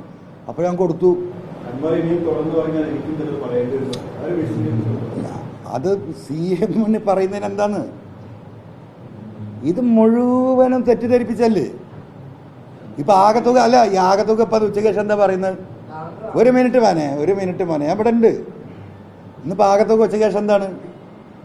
ഞാൻ ഈ എന്താ പറയുക, കൊള്ളക്കാർക്ക് വേണ്ടിയിട്ട് ഒരു ലോബിക്ക് വേണ്ടിയിട്ട് പ്രവർത്തിക്കുകയാണ്. അതായത് പോലീസിനെ കൊണ്ട് വലിയ ശല്യമുണ്ട്. ഇത് ആരെ സ്റ്റേറ്റ്മെൻറ്റാ? CM എന്ന് ഈ പറഞ്ഞ സ്റ്റേറ്റ്മെൻറ്റ് ആരെ സ്റ്റേറ്റ്മെൻറ്റാ? MR അജിത് കുമാറിൻ്റെ സ്റ്റേറ്റ്മെൻറ്റായിട്ട് ആദ്യം വന്നതല്ലേ. DGPക്ക് സ്റ്റേറ്റ്മെൻറ്റ് കൊടുത്ത് ഇറങ്ങുമ്പോൾ MR അജിത് കുമാർ കൊടുത്ത സ്റ്റേറ്റ്മെൻറ്റ് എന്താ? PV അൻവർ ഈ ഒരു ലോബിക്ക് വേണ്ടി പ്രവർത്തിക്കുക, ഞാൻ ശക്തമായ നടപടി എടുത്തതുകൊണ്ട് ആ കള്ള ലോബിയെ സഹായിക്കാൻ വേണ്ടിയിട്ട് PV അൻവർ അല്ലേ മഹേഷേ, നിങ്ങളൊക്കെ കൊടുത്ത വാർത്തയാണ്. ആ സ്റ്റേറ്റ്മെൻറ്റാണ് ബഹുമാനപ്പെട്ട മുഖ്യമന്ത്രിയെ കൊണ്ട് ഇന്ന് തെറ്റിദ്ധരിപ്പിച്ചിട്ട് ഇവർ പറയിപ്പിച്ചിട്ടുള്ളത്.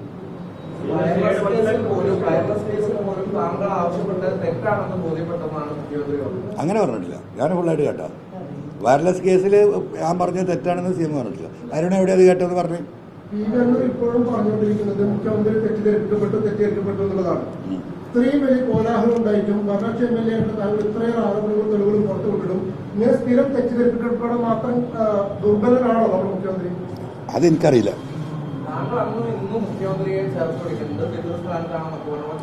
ഇപ്പോഴും ഈ നിമിഷവും ഞാൻ പറഞ്ഞുതരാം.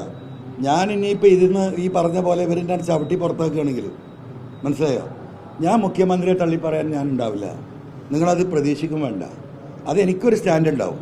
മനസ്സിലായോ? മുഖ്യമന്ത്രിയെ തള്ളി പറഞ്ഞുകൊണ്ട് ആളാകണം, ഈ പാർട്ടിയെ തള്ളി പറഞ്ഞുകൊണ്ട് ആളാകണം ഞാൻ ഉദ്ദേശിക്കുന്നില്ല.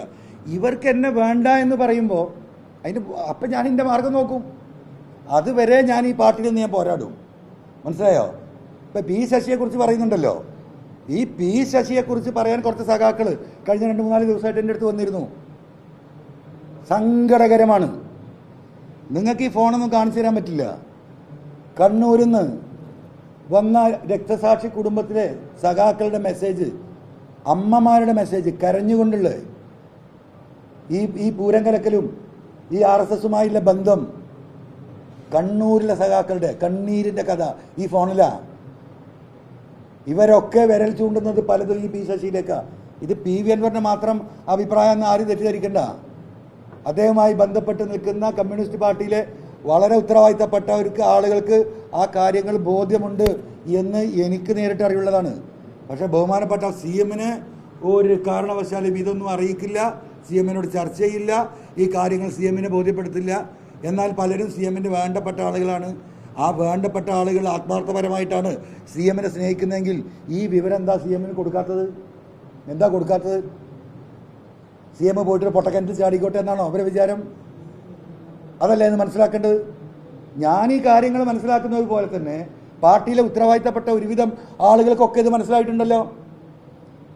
ഇവരെന്താ സി എമ്മിൻ്റെ അടുത്ത് പോയിട്ട് സി എം അങ്ങനെയല്ല, ഈ കാര്യങ്ങൾ ഇങ്ങനെയാണ്, ഇതൊന്ന് പരിശോധിക്കേണ്ടതുണ്ട്, എന്താ ഇവർ പറയാത്തത്? ഇവരുദ്ദേശം എന്താ? ഈ മനുഷ്യനെ കൊണ്ട് പൊട്ടക്കിണറ്റിൽ ചാടിക്കാൻ ഉറപ്പാണ്. ഇന്നത്തെ പത്രസമ്മേളനത്തെ കൂടി എനിക്ക് ഉറപ്പായത് ഇദ്ദേഹത്തെ പൊട്ടക്കിണറ്റിൽ ചാടിക്കാൻ നിൽക്കുന്ന ഒരു വിഭാഗമാണ് അദ്ദേഹത്തിൻ്റെ ആളുകൾ എന്ന് പറയുന്നത്.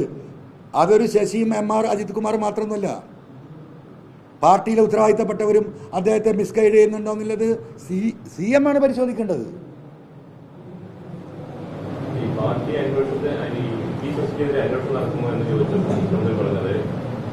പാർട്ടിയുടെ നിലപാട് പറയാം എന്ന് പറഞ്ഞാണ് ഒരു അന്വേഷണം ഇല്ല എന്ന് പ്രഖ്യാപിച്ചത്.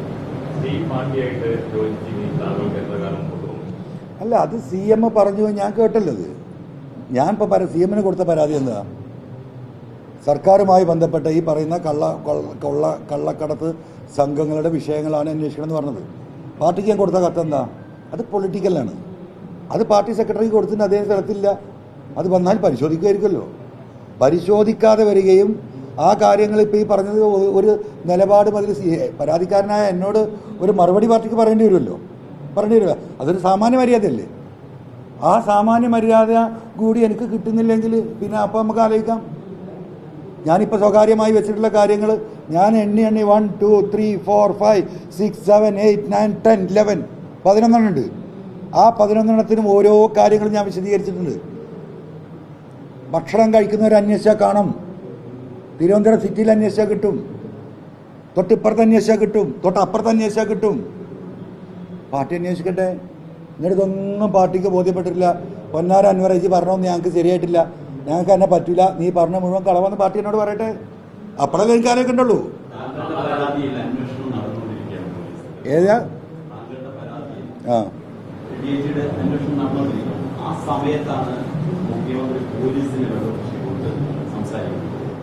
അല്ല, അതൊക്കെ പോട്ടെ. ഞാൻ ഇന്ന് രാവിലെ നിങ്ങൾക്ക് തന്ന വിവരം, ആ ഡോക്യുമെൻ്റ് എന്താ? 33,80,50 രൂപക്ക് ഒരു ഫ്ലാറ്റ് വാങ്ങുന്നു, രജിസ്റ്റർ ചെയ്യുന്നു, 10ാമത്തെ ദിവസം വെക്കുന്നു 65 ലക്ഷം രൂപക്ക്.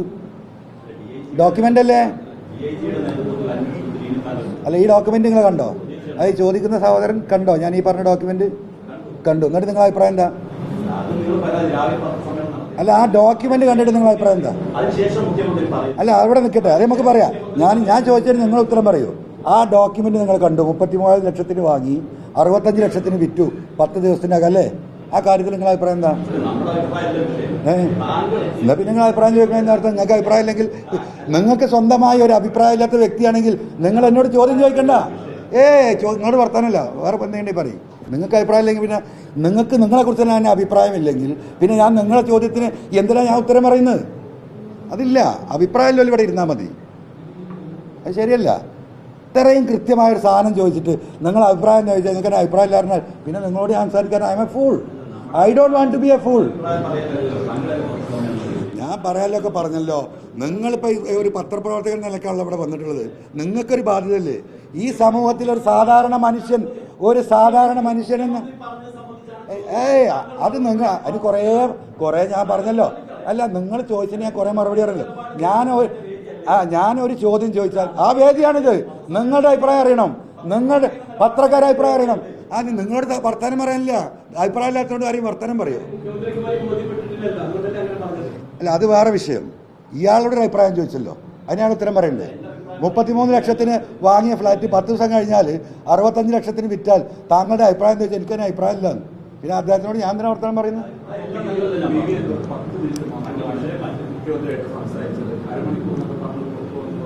വിഷയമൊന്നും മാറ്റണ്ട, മനസ്സിലായോ?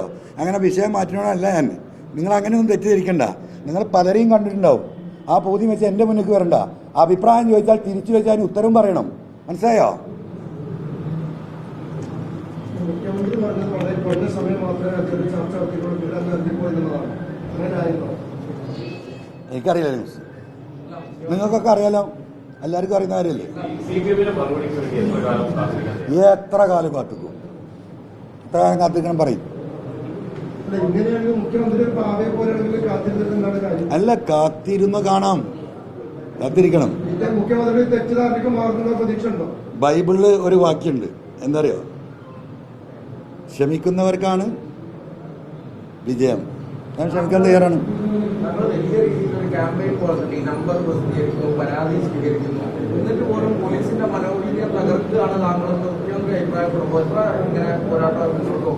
എന്റെ പൊന്നാര അരുണേ, നീ ഇവിടുന്ന് ഇറങ്ങി നേരെ ബാക്കിൽ പോലീസ് സ്റ്റേഷനാണല്ലോ, നിലമ്പൂർ പോലീസ് സ്റ്റേഷൻ മുമ്പിലല്ലേ? നിനക്ക് പരിചയമില്ല, ആരെങ്കിലൊക്കെ ഉണ്ടാവുമല്ലോ പത്രക്കാരൻ. നിനക്ക് ഒരു 4 പോലീസുകാരെ വിളിച്ചിട്ട്, അല്ല സഹോദര, ഈ വാർത്തയൊക്കെ വന്നതിന് ശേഷം നിങ്ങളുടെ മനോവീര്യം തകർന്നൊക്കെയാണോ വർദ്ധിച്ചിട്ടാണോ എന്ന് ചോദിക്കും. എന്നിട്ട് അന്ന് നിന്റെ ഇതിലൊന്ന് വിട് ആ സാധനം, ആ പോലീസുകാരുടെ സ്റ്റേറ്റ്മെന്റ് സ്വകാര്യമായിട്ട് പറഞ്ഞാൽ മതി. അല്ല, അത് ചെയ്തു തരുമോ? അരുണ ചെയ്തു തരുമോ? അത് ചെയ്യോ? അല്ല, അത് ചെയ്യല്ലോ നിങ്ങൾ. ഇത് നിങ്ങളെ ബാക്കിയല്ലേ? നിങ്ങൾ 4 പോലീസുകാരെ പോയി ചോദിക്കുന്നത്. അല്ല സഹോദരൻ, എങ്ങനെ പറയുന്നുണ്ട് നിങ്ങളെ മനോവീര്യം? ഈ അൻവർ ഈ സ്റ്റേറ്റ്മെന്റ് ഒക്കെ നടത്തി ഇവർക്കെതിരതൊക്കെ പറഞ്ഞിട്ട് മനോവീര്യം തകർന്നതാണോ ചോദിക്കുന്നത്. 10 പോലീസുകാരോട് ചോദിച്ചാൽ അതിൽ 9 പോലീസുകാരും ഞങ്ങളെ മനോവീര്യം കൂടിയതാണ് എന്ന് പറഞ്ഞിട്ടില്ലെങ്കിൽ ഈ പരിപാടി നമുക്ക് നിർത്താന്ന്. 100% തെറ്റാണ്. പോലീസിന്റെ മനോവീര്യം ഉയർന്നിരിക്കുകയാണ്, കള്ളന്മാരുടെ മനോവീര്യം തകർന്നിരിക്കുകയാണ്. കൊള്ള സംഘമായ പോലീസിന്റെ ക്രിമിനലുകളുടെ മനസ്സാണ് തകർന്നിരിക്കുന്നത്. സത്യസന്ധരായ പോലീസ് ഉദ്യോഗസ്ഥരുടെ മനോവീര്യം അടിച്ചു കയറിയിരിക്കുകയാണ്. എനിക്കറിയാം. മുഖ്യമന്ത്രി 3-4 തവണ വിളിക്കുന്നു, ആദ്യ പ്രശ്നം ഓഫീസിലേക്ക് വരാൻ പറയുന്നു, അതൊക്കെ നിരാകരിച്ച് വീണ്ടും വീണ്ടും വാർത്താ സമ്മേളനം വിളിക്കുന്നു, പോകുന്നില്ല. ഞാൻ ഈ വാർത്താ സമ്മേളനം വിളിക്കുന്നത് എന്താ? ഞാൻ ഓരോ വാർത്താ സമ്മേളനത്തിലും വിളിക്കുന്ന പറഞ്ഞ കാര്യം പറയാനല്ലല്ലോ. ഓരോ പ്രാവശ്യം നിങ്ങൾക്ക് ഓരോ സാധനം തരല്ലേ, ഓരോ തെളിവുകൾ തരല്ലേ, ഓരോ ഡോക്യുമെന്റ് തരല്ലേ. ഇത് എനിക്ക് വീട്ടിലിരിക്കാൻ പറ്റുമോ? ഞാൻ ഈ പറഞ്ഞ രാഷ്ട്രീയമല്ലല്ലോ പറയുന്നത്. ഞാൻ ഈ കേസുമായി അന്വേഷണവുമായി ബന്ധപ്പെട്ട് ഇന്ന് രാവിലെ നിങ്ങൾക്ക് എന്താ തന്നത്? ഈ ഡോക്യുമെന്റ് അല്ലേ? ഇപ്പൊ ഹൈദരാബാദിൽ ഫോൺ ചോർത്തി. എവിടെ DGP? എവിടെ DGP? നാട് വിട്ടില്ലേ കഴിഞ്ഞ തെരഞ്ഞെടുപ്പിൽ? ഇപ്പൊ NIA അന്വേഷിക്കണം. നിങ്ങളിതൊന്നും അറിയുന്നില്ലേ? ഞാൻ വായിച്ചു തരാം. പത്രക്കാർ പറഞ്ഞ അടക്ക് പത്രമൊക്കെ ഒന്ന് വായിക്കണം.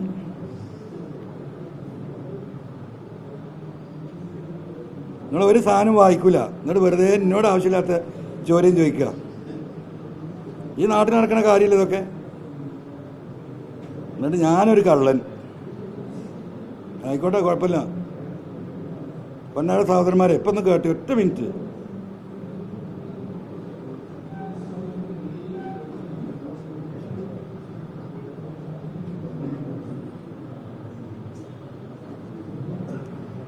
ഒന്ന് കേട്ടേക്ക്, 8 മിനിറ്റാ. കഴിഞ്ഞ വർഷം രേവന്ത് റെഡ്ഡി നേതൃത്വത്തിൽ കോൺഗ്രസ് സർക്കാർ അധികാരമേറ്റതിന് പിന്നാലെയാണ് ഫോൺ ചോർത്തൽ കേസ് പുറത്തറിയുന്നത്. പ്രതിപക്ഷ നേതാക്കളും സെലിബ്രിറ്റികളും ഉൾപ്പെടെ നിരവധി ഉന്നതരുടെ ഫോണുകൾ ഭരണകാലത്ത് ചോർത്തിയെന്നാണ് അന്വേഷണ ഉദ്യോഗസ്ഥർ കണ്ടെത്തിയത്. ചന്ദ്രശേഖർ റാവുവിൻ്റെ രാഷ്ട്രീയ എതിരാളികളായി നിരീക്ഷിക്കാൻ നവംബറിന് മുമ്പ്, തെരഞ്ഞെടുപ്പിന് മുമ്പ് രൂപീകരിച്ച സംഘമാണ് ഫോൺ ചോർത്തിയത്. നിലവിലെ മുഖ്യമന്ത്രി രേവന്ത് റെഡ്ഡി അടക്കമുള്ളവരുടെ മൊബൈലും ചോർത്തി. മുൻ DCP രാധാകിഷൻ റാവുവാണ് വിഷയത്തിൽ കുറ്റസമ്മതം നടത്തിയിട്ടുള്ളത്. BRSന്റെ നേതൃത്വത്തിൽ അറിവോടെയാണ് തട്ടിപ്പ് നടന്നതെന്ന് കോൺഗ്രസ് ആരോപിക്കുന്നു. മാഷെ, നിന്റെ പാർട്ടി സംഭവത്തിൽ മുതിർന്ന ഉദ്യോഗസ്ഥരെ additional police superintendent ഭുജംഗ Rao, additional തുടങ്ങിയ കുറേ ആളുകളുണ്ട്. എന്നിട്ട് നിങ്ങൾ കേട്ടോ, സംഭവവുമായി ബന്ധപ്പെട്ട് 3 മുതിർന്ന പോലീസ് ഉദ്യോഗസ്ഥരെ അറസ്റ്റ് ചെയ്തിട്ടുണ്ട്. നിലവിൽ അമേരിക്കയിലുള്ള സംസ്ഥാന ഇന്റലിജൻസ് ബ്യൂറോ മുൻ മേധാവി T. പ്രഭാകരൻ റാവുവിന് നോട്ടീസ് അയച്ചിട്ടുണ്ട്. തെലുങ്ക് ദേശം TV ചാനൽ 1 ന്യൂസ് നടത്തുന്ന ശരവണൻ റാവു, പോലീസ് ഉദ്യോഗസ്ഥ രാധാകൃഷ്ണൻ റാവു തുടങ്ങിയവർക്കാണ് നോട്ടീസ് അയച്ചത്. നീ അങ്ങനെ വന്നിട്ട് നീ ഇത് കേട്ടത് എങ്ങനെയാണ് ചോർത്തിയതെന്നല്ലേ കേൾക്കണ്ടല്ലോ. തോമസട്ടി ഉറങ്ങാം, എനിക്ക് ചിലപ്പോൾ ഉറക്കം വരും. രേവന്ത് റെഡ്ഡിയുടെ ഫോൺ സംഭാഷണം ചോർത്തുന്നതിനായി അദ്ദേഹത്തിൻ്റെ വസതിക്ക് സമീപം ഇറക്കുമതി ചെയ്ത ഫോൺ ടാപ്പിംഗ് ഉപകരണങ്ങൾ സ്ഥാപിച്ചതായാണ് വിവരം. സംസ്ഥാന ടാപ്പിംഗ് ഉപകരണ സംസ്ഥാന ഇന്റലിജൻസ് സാങ്കേതിക കൺസൾട്ടന്റ് ആയിരുന്ന രവി പോൾ എന്ന വ്യക്തി രേവന്ത് റെഡ്ഡിയുടെ വസതിക്ക് സമീപം ഓഫീസ് ആരംഭിച്ച് അവിടെ വേറെ ഓഫീസ് തുടങ്ങിയിരിക്കുകയാണ്. ടാപ്പ് ചെയ്യുകയും ഇസ്രായേലിൽ നിന്ന് കേന്ദ്രത്തിൻ്റെ അനുമതിയില്ലാതെ ഇറക്കുമതി ചെയ്ത ഉപകരണത്തിന് 300 മീറ്റർ ചുറ്റളവിൽ സംഭാഷണങ്ങൾ പിടിച്ചെടുക്കാൻ സാധിക്കും. ഇപ്പോൾ അതിൻ്റെ ഡീറ്റെയിൽസാണ്, മനസ്സിലായോ? അപ്പോൾ അവർക്ക് എന്ത് വേണ്ടി വന്നു? ഇസ്രായേലിൽ നിന്ന് സാധനം ഇറക്കേണ്ടി വന്നു. ഇവിടെ അതിൻ്റെ ഒന്നും ആവശ്യമില്ല. ഇവിടെ ഈ അരീക്കോട്ടങ്ങാടിയിൽ ആ കുന്നിൻ്റെ മുകളിൽ ആ പോലീസ് ക്യാമ്പിലുണ്ട് ഈ പറയുന്ന മാവോയിസ്റ്റ് ഇൻ്റർസെപ്ഷൻ സെൻറ്റർ. അവിടുന്ന് ഫോണിൽ ഓർത്തുന്നു ഞാൻ പറഞ്ഞത്. ഞാൻ ആ പരാതി കൊടുത്തിട്ട് 4 ദിവസമായി. ഇന്നും അതിൻ്റെ അകത്തിരിക്കുന്ന ഉദ്യോഗസ്ഥന്മാർ ആ 3 ആൾ ഈ നിമിഷം വരെ മാറ്റിയിട്ടില്ല. ഒന്ന് മാറ്റെങ്കിലും വേണ്ടേ? ഞാൻ പറഞ്ഞതെന്താ, ഇവർ ചോർത്തിയ ഫോണുകൾ ചോർത്തിയെടുത്തത് ഒരു പക്ഷേ ഡിലീറ്റ് ചെയ്യപ്പെട്ടേക്കാം, ഹാർഡ് ഡിസ്ക് മാറ്റപ്പെട്ടേക്കാം. അതുകൊണ്ട് അടിയന്തരമായിട്ട് ഈ വിഷയത്തിൽ ഇടപെടണമെന്നായിരുന്നു. ഇപ്പോൾ ഇതിലൊന്നും അന്വേഷണമില്ല. ഇപ്പോൾ അന്വേഷണം നടക്കുന്നുണ്ട്. എന്താ പറയുക, DGPയുടെ നേതൃത്വത്തിലുള്ള SIT ബഹുമാനപ്പെട്ട മുഖ്യമന്ത്രി പറഞ്ഞ പോലെ ഒരു അന്വേഷണം അങ്ങനെ പോകുന്നുണ്ട്. പാരലൽ അന്വേഷണം നടക്കുക. ആരാ? ഈ MR അജിത് കുമാറിൻ്റെ നേതൃത്വത്തിൽ. ഒഫീഷ്യൽ അല്ല, അൺഒഫീഷ്യൽ. എന്താണ് PV അൻവറിന് എവിടുന്നാ കിട്ടിയത്? ആരാണ് ആ വിവരം കൊടുത്തത്? എവിടെ നിന്നാണ് ഈ മറ്റേ റിപ്പോർട്ടർ അവൻ്റെ കയ്യിൽ വന്നത്? ഇത് അന്വേഷണം നടക്കുക. ആരാ തെളിവ് കൊടുക്കുന്നത്? ഈ സ്വർണ്ണമായിട്ട് വന്ന പോലെ ആരാ വീട്ടിലാണ് അൻവറിൻ്റെ ആളുകൾ പോകുന്നത്? ഈ ഒരു അന്വേഷണം ത്വരിതഗതിയിൽ നടക്കുന്നുണ്ട്. നടക്കട്ടെ.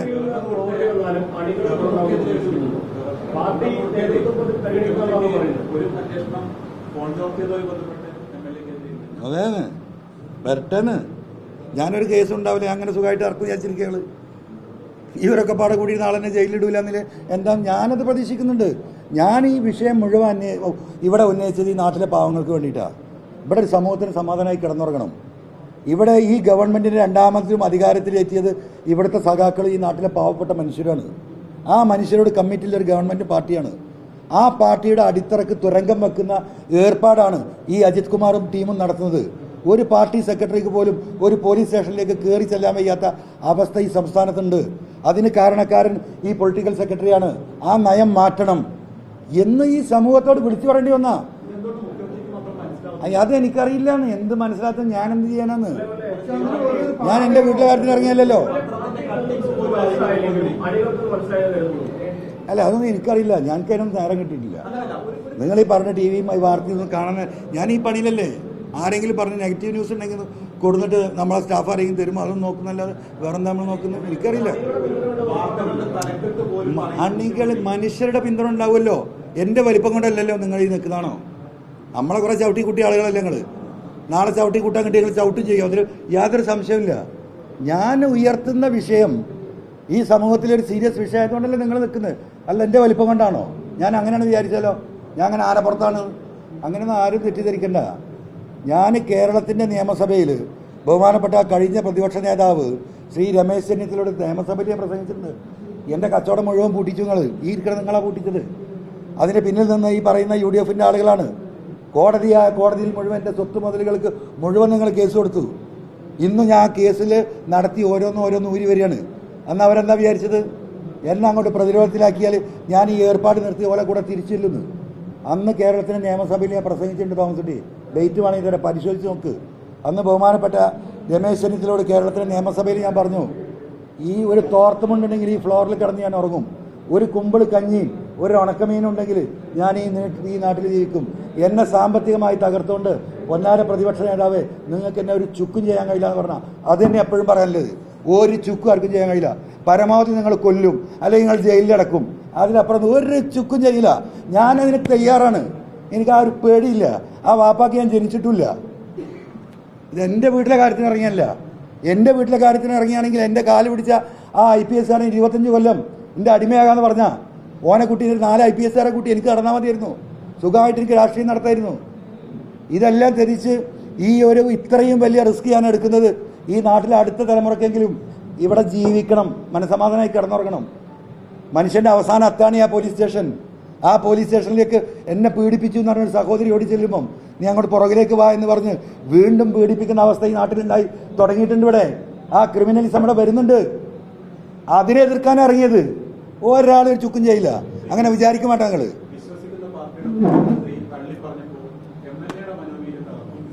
എനിക്ക് അങ്ങനെ തകരുന്ന മനോവീര്യമല്ല. എൻ്റെ മനോവീര്യം മഞ്ഞുകട്ടുകൊണ്ട് ഉണ്ടാക്കിയെന്ന് നിങ്ങൾ വിചാരിക്കണ്ട, മനസ്സിലായോ? ഞാൻ തീയിൽ ജനിച്ച അതിവിടെ ഈ വെയിലത്ത് പാടും നിങ്ങൾ ആരും വിചാരിക്കണ്ട. നിങ്ങൾ കുറേ കല്ലെടുത്ത് എറിഞ്ഞല്ലോ എന്നെ 3-4 കൊല്ലം മുമ്പ്, നിൽക്കാതെ എറിയല്ലായിരുന്നു. നിങ്ങൾ എറിഞ്ഞ കല്ല് മുഴുവൻ ഞാൻ സ്വരൂപിച്ചു. എന്താ ചെയ്യുന്നത്? ഞാൻ എൻ്റെ അടിത്തറ ബലപ്പെടുത്തി. ഞാനൊരു പത്രസമ്മേളനം നടത്തി ഈ പാർക്കും വിഷയങ്ങളുണ്ടായപ്പം മലപ്പുറത്ത്. ഞാൻ ജീവിതത്തിൽ ആദ്യം കരഞ്ഞു വരും നിങ്ങളുടെ മുമ്പിലാണ്. അന്ന് ആ സത്യം നിങ്ങളെ ബോധ്യപ്പെടുത്തുമ്പോൾ ഞാനൊന്നിതായിപ്പോയി. അന്ന് നിങ്ങളെ വിളിച്ചു, നിങ്ങൾ വരണം കക്കാടംപൊയിൽ, ഈ വെള്ളം തടുത്ത് നിങ്ങൾ നോക്കണം, അവിടുത്തെ SC അവിടുത്തെ ട്രൈബൽസുമായി നിങ്ങൾ സംസാരിക്കണം, നിങ്ങൾ സത്യം മനസ്സിലാക്കണം.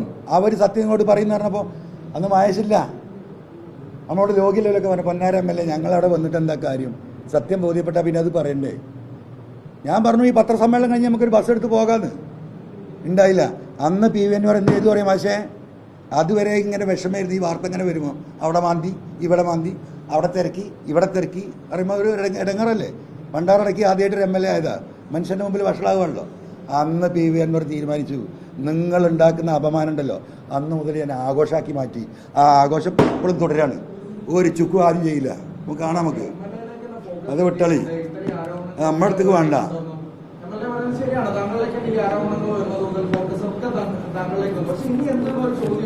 ഇനി എന്തിനാ നിങ്ങൾ ബേജാറാവണെന്ന്? എനിക്കിനി എന്തിനും നിങ്ങളെന്തിനാ ബേജാറാണ്? എനിക്കങ്ങനെ ബേജാറുണ്ടെങ്കിലല്ലേ, അല്ല എനിക്ക് ബേജാറുണ്ടെങ്കിലല്ലേ പൊന്നാരാരുടെ നീ നിനക്ക് ചെറിയ സേപ്പ് എന്നോടുണ്ട്, അതിന് നീ എന്തിനാ ബേജാറാവണെന്ന്? എൻ്റെ ഭാര്യക്കും മക്കൾക്കും ബേജാറില്ല. എൻ്റെ മോള് 11ാം ക്ലാസ്സിലാണ്. അവളെന്താ പറഞ്ഞറിയോ, ഇപ്പോൾ പൊയ്ക്കോന്ന്. ഉപ്പാനെ ഒരു കൊല്ലാണെങ്കിൽ കൊല്ലട്ടെ.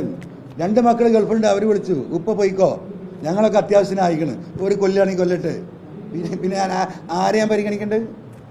ആരെ പരിഗണിക്കണ്ട്? പിന്നെ ഈ അജിത് കുമാറിന്റെ ഈ വാലോട്ടത്തിനോ നിങ്ങൾ ആളെ നോക്കണം. നിങ്ങൾ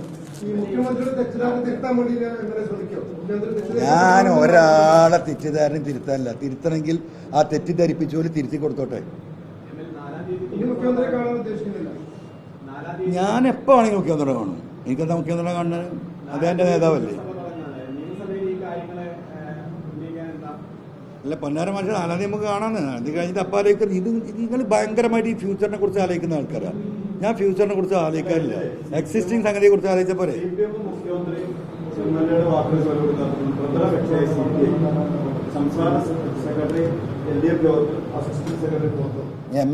MLA വെള്ളം കുടിപ്പിച്ചതൊന്നും എഴുതട്ടെ, ദാഹിച്ചിട്ടാണ്.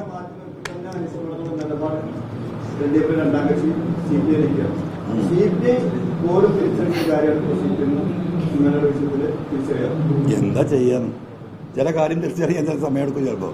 അങ്ങനെയാണല്ലോ.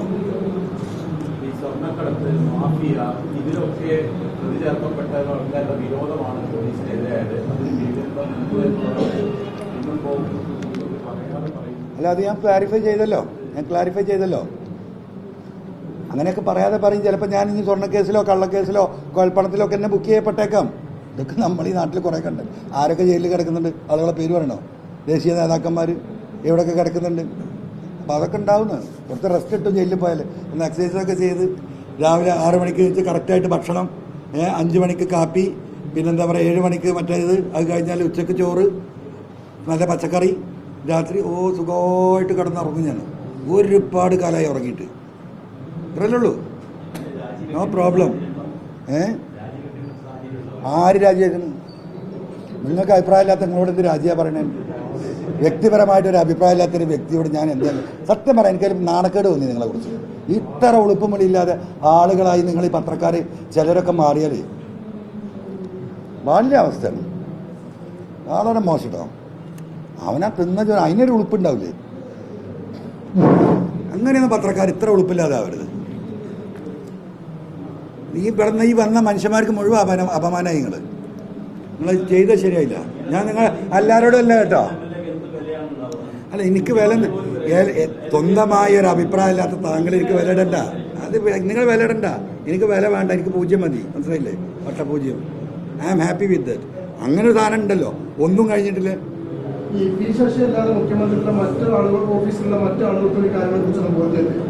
എനിക്കതിനെ പറ്റുന്ന അറിയില്ല. ഞാൻ എന്തിനാ അതൊക്കെ അന്വേഷിക്കണം? പാർട്ടി നിയമിച്ച വേറെ ആളുകൾ മുഖ്യമന്ത്രി ഓഫീസിലുണ്ടല്ലോ. ഇപ്പൊ മുഖ്യമന്ത്രി തെറ്റിദ്ധരിപ്പിക്കുന്നതിൽ തിരുത്താൻ മറ്റാരുമില്ല അവിടെ. എനിക്കറിയില്ലോ, നമ്മളീ നാട്ടുകാരനെ അല്ലോ, നാട്ടിലല്ല. നിർത്താം നമുക്ക്.